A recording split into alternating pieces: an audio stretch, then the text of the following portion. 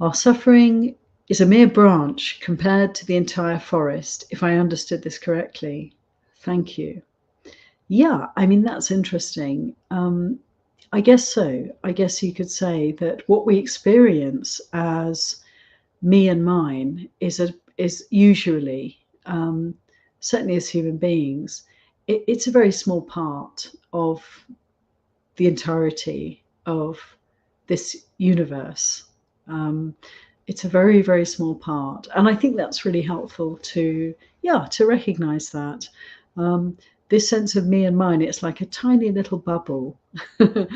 And, you know, the whole path of practice is really an encouragement for us to pop the bubble, you know, to let go of anything that we feel to be me and mine, anything that we identify with.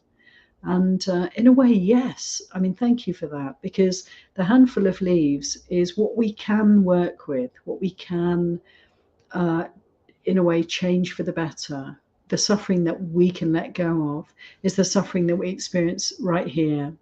And, you know, it's interesting that the sense of suffering and the sense of self are really very much pretty much the same thing. Because if we don't have a sense of self, if we're not holding on to anything and making it me or mine, belonging to me, in me, or that I'm in it, if we're not identifying with anything, then it's not really possible to suffer. And that's a very interesting kind of constellation that comes together. In order to suffer, there needs to be a sense of self and some kind of wanting or not wanting.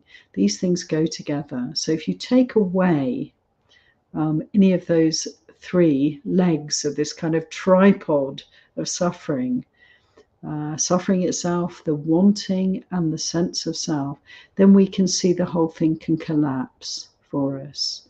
So, you know, I'm sort of agreeing with you that yes, we can relate our suffering to the handful of leaves or one branch in the forest.